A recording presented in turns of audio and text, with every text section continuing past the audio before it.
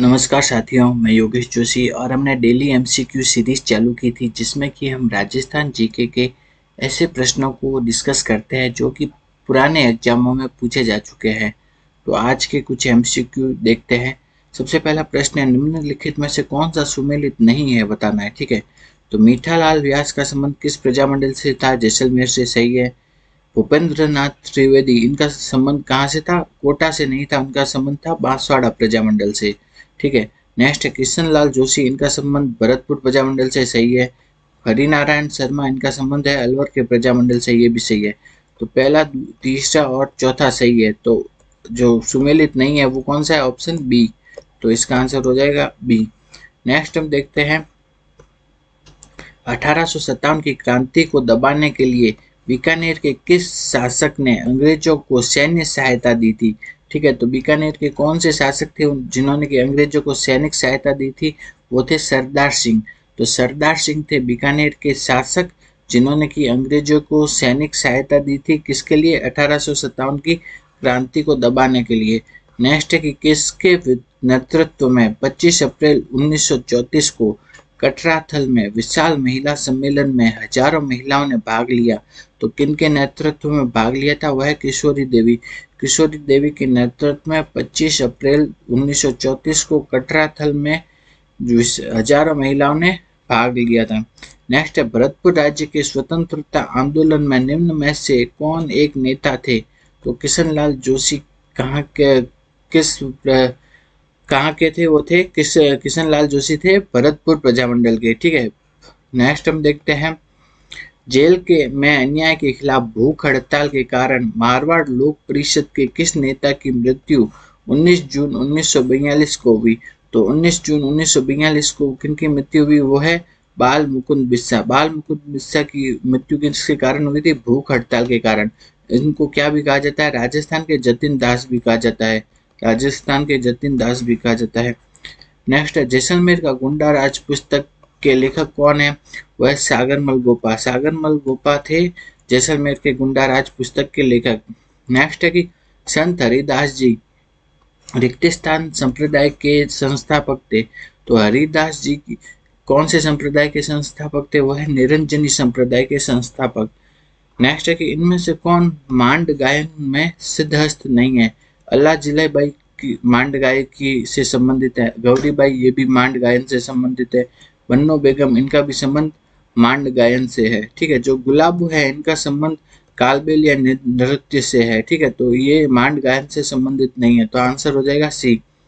आगे हम देखते हैं, ताड़ना मोर बांधिया विवाह निम्न में से किस जनजाति में प्रचलित है? तो ताड़ना विवाह, मोर बांधिया विवाह ये प्रचलित है गरासिया जनजाति में। कौन सी जनजाति में? गरासिया जनजाति में प्रचलित है ताड़ना विवाह। मोर बांधिया विवाह है गरासिया जनजाति। नेक्स्ट हम देखते हैं, निम्न में से बौद्ध धर्म से संबंधित पुरातात्विक अवशेष कहाँ मिले? तो मिले बेराट सभ्यता से। बेराट सभ्यता से मिले हैं बौद्ध धर्म से संबंधित अवशेष। नेक्स्ट की लोक कला मंडल। ठीक है, लोक कला मंडल है। ठीक, लोक कला मंडल कहाँ पे स्थित है? तो लोक कला मंडल स्थित है उदयपुर में। बेली किशन रुक्मणी री के रचयिता किस शासक के दरबारी कवि थे? तो बेली किशन रुक्मणी री लिखा किसने था? वो लिखा था पृथ्वीराज राठौड़ ने। किन्होंने? पृथ्वीराज राठौड़ ने लिखा था। और वो कौन से शासक के दरबारी कवि थे? वो थे अकबर के दरबारी कवि। नेक्स्ट देखते हैं कि गोपाल सैनी का संबंध राजस्थान की किस हस्तकला से है? तो गोपाल सैनी संबंधित है ब्लू पॉटरी से। नेक्स्ट है कि राजस्थान की पहली जनजाति बालक हॉकी अकादमी कहाँ स्थित है? तो पहली ट्राइबल चाइल्ड हॉकी अकेडमी है वो है उदयपुर में स्थित है। ठीक है, ट्राइबल चाइल्ड हॉकी अकेडमी कहाँ स्थित है? उदयपुर में।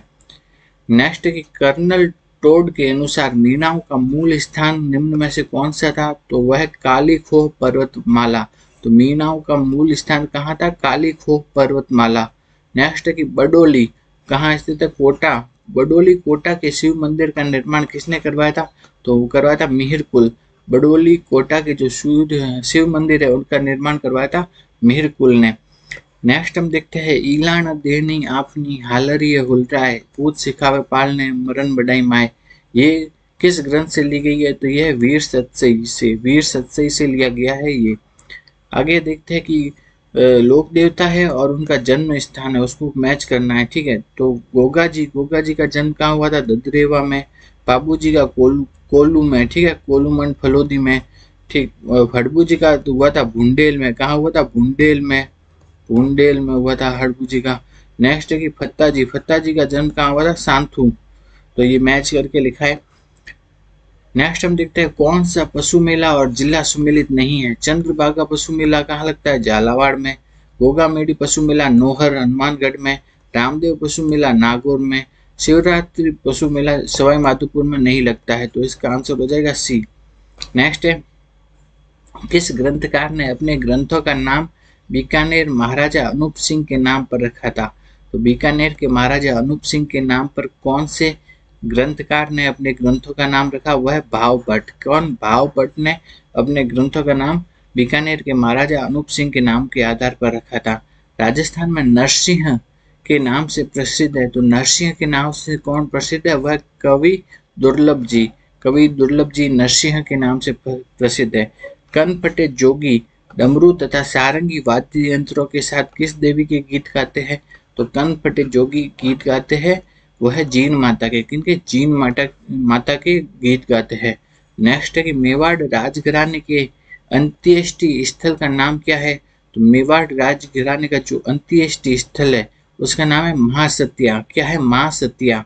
महासत्या। नेक्स्ट हम देखते हैं निम्न में से राजपूताना के किस क्षेत्र पर वरिक वंश ने शासन किया था? तो वरिक वंश ने कहाँ शासन किया था? बयाना में। नेक्स्ट है कि कौन सा लोक नाट्य तथा स्थान सुमेलित नहीं है? तो नौटंकी कहाँ की जाती है? भरतपुर धौलपुर में। तमाशा कहाँ है? जयपुर में। तुर्रा कलंगी ख्याल मारवाड़ नहीं है। ठीक है, रम्मत कहाँ है? जैसलमेर बीकानेर में। ये भी सही है, तो सुमेलित कौन सा नहीं है? सी। नेक्स्ट है कि ओगनिया अंगोटिया सुरलिया ये सब आभूषण कहाँ पहने जाते हैं? कानों में।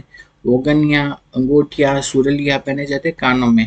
नेक्स्ट है कि महाराणा प्रताप ने चावंड को अपनी राजधानी कब बनाया था? तो 1585 में। महाराणा प्रताप ने जो चावंड है उसको अपनी राजधानी बनाया था 1585। नेक्स्ट है आभानेरी तथा राजौरगढ़ के कलात्मक वैभव किस काल से संबंधित है? वह गुर्जर प्रतिहार काल से। आभानेरी तथा राजौरगढ़ के जो कलात्मक वैभव है वो संबंधित है गुर्जर प्रतिहार काल से। नेक्स्ट है कि हमीर हट नामक ग्रंथ किसने लिखा? तो चंद्रशेखर ने। हमीर हट ग्रंथ लिखा था चंद्रशेखर ने।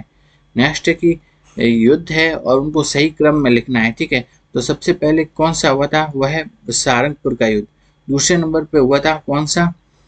पहले नंबर पे हुआ सारंगपुर का, दूसरे नंबर पे हुआ गागरोन का युद्ध, तीसरे नंबर पे है बयाना का युद्ध और चौथे पे मावली का युद्ध। तो ठीक है, ये मैच होगा, आंसर होगा इसका बी। अगर आपको हमारा ये वीडियो अच्छा लगा तो वीडियो को लाइक करो, ज़्यादा से ज़्यादा शेयर करो और हमारे यूट्यूब चैनल को सब्सक्राइब करो।